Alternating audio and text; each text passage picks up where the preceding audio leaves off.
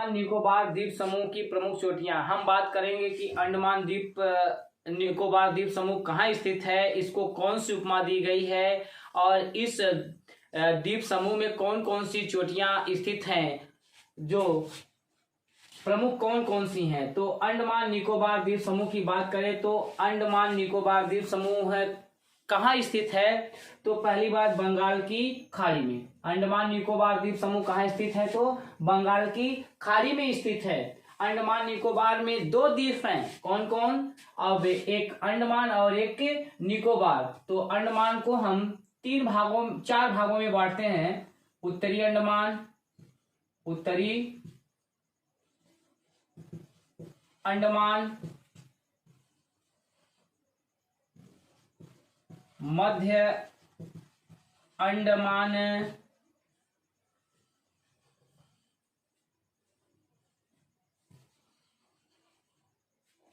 दक्षिणी अंडमान, दक्षिणी अंडमान, लघु अंडमान। और इसके बाद कार निकोबार, कार निकोबार, लघु निकोबार और ग्रेट निकोबार। तो सबसे पहले हम बात करेंगे इनकी प्रमुख चोटियों को। तो पूछा जाए कि अंडमान निकोबार की सबसे ऊंची चोटी कौन सी है। सबसे ऊंची चोटी अंडमान निकोबार की सबसे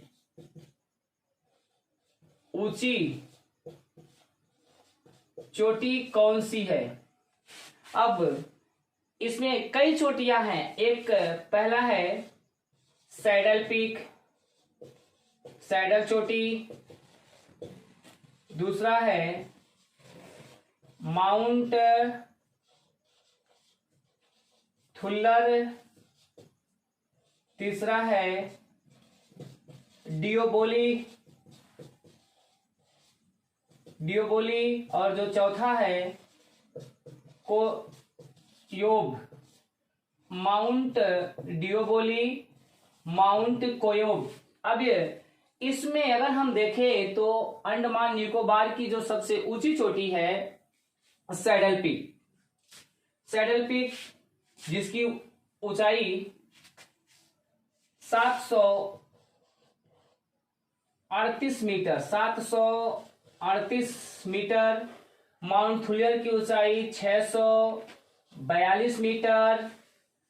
माउंट डियोबोली की ऊंचाई 515 मीटर और माउंट कोयोब की ऊंचाई 460 मीटर। ये पीसीएस में, यूपी पीसीएस में ये पूछा जाता है कि अंडमान निकोबार की चोटियों का ऊंचाई के अनुसार घटते क्रम में क्या करिए, चयन कीजिए, इसको पूछा जाता है। तो अंडमान की जो सबसे ऊंची चोटी सैडल पीक है, इसकी स्थिति कहाँ है, तो ये उत्तरी अंडमान में,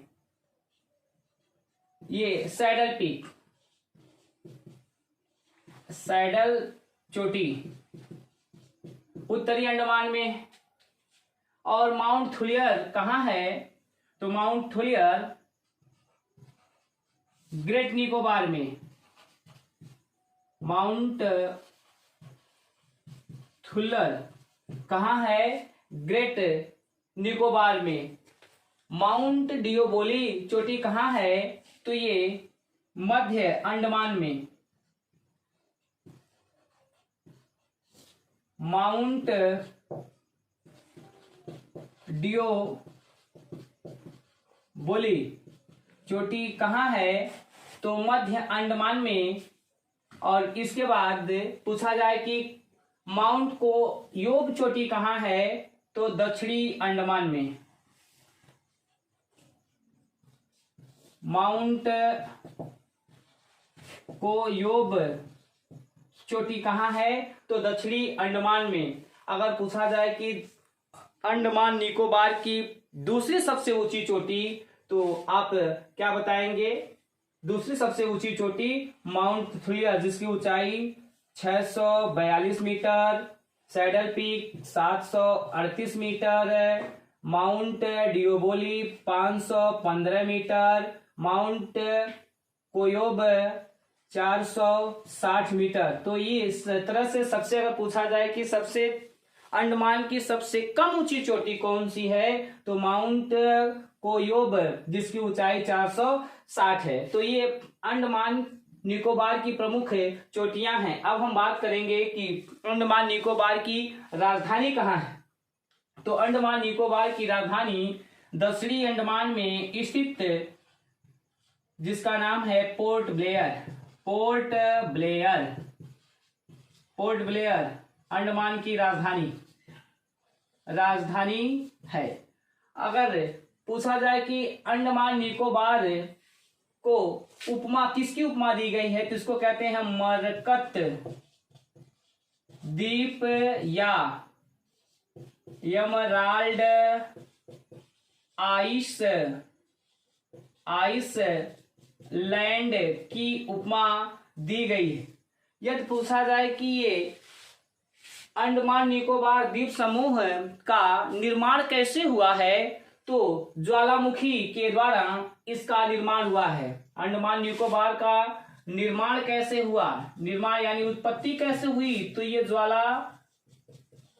ज्वालामुखी से, जब ज्वालामुखी का लावा बंगाल की खाड़ी में ठंडा होकर ठोस में जम गया और जो लावा का भाग समुद्र से ऊपर उठ गया, उसी को हम द्वीप के नाम से जानते हैं। द्वीप का मतलब स्थल का छोटा जो भाग होता है, स्थल का जो छोटा भाग होता है, समुद्र के ऊपर उठ जाता है, उसे हम क्या कहते हैं? द्वीप कहते हैं। तो अंडमान निकोबार द्वीप की उत्पत्ति कैसे हुई, तो ज्वालामुखी के उद्गार से जो लावा ठंडा होकर समुद्र यानी बंगाल के खाड़ी के जल के जो ऊपर उठ गया, उसे अंडमान निकोबार द्वीप समूह की क्या हुई?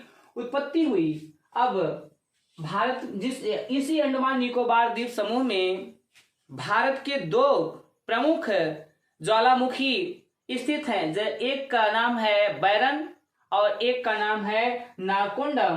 तो यहां हम बात कर लेते हैं कि भारत के नारकोंडम ज्वालामुखी की स्थिति कहाँ है, तो ये उत्तरी अंडमान के उत्तर पूर्व में यहाँ पर भारत का नारकोंडम ज्वालामुखी स्थित है। इसकी विशेषता के आधार पर जो देखा जाए तो यह प्रसुप्त प्रकार का ज्वालामुखी है और मध्य अंडमान के पूर्व में यहाँ पर स्थित भारत का सक्रिय ज्वालामुखी, जिसका नाम है बैरन ज्वालामुखी। ये जो सक्रिय प्रकार का ज्वालामुखी, सक्रिय ज्वालामुखी है। अगर पूछा जाए कि दक्षिणी अंडमान और लघु अंडमान के बीच कौन सा दर्रा है, दक्षिणी अंडमान और लघु अंडमान के बीच कौन सा दर्रा है, तो दर्रा का मतलब होता है पहाड़ियों के बीच एक संकीर्ण मार्ग, जिससे हम होकर आ और जा सकते हैं। तो लघु अंडमान और दक्षिणी अंडमान के बीच में दर्रे को हम क्या कहते हैं? डंकन दर्रा। डंकन दर्रा किसको अलग करता है, तो दक्षिणी अंडमान और लघु अंडमान को अलग करता है। अब बात कर लेते हैं कि अंडमान निकोबार में निवास करने वाले जनसंख्या को या निवास करने वाली जनजातियां कौन कौन सी हैं। तो यहाँ के मूल निवासी, अंडमान निकोबार के मूल निवासी को क्या कहा गया है? औंग कहा गया है। और यहाँ पर निवास करने वाले लोगों को, जो जनजातियां हैं, जरवा कहा जाता है और सोमपेन कहा जाता है और सेंटेनलीज। ये प्रमुख 4 जनजातियां यहाँ निवास करती हैं। अभी हाल ही पीसीएस 2020 में ये पूछा गया था कि निम्नलिखित में से कौन सी जनजातियां अंडमान निकोबार में निवास नहीं करती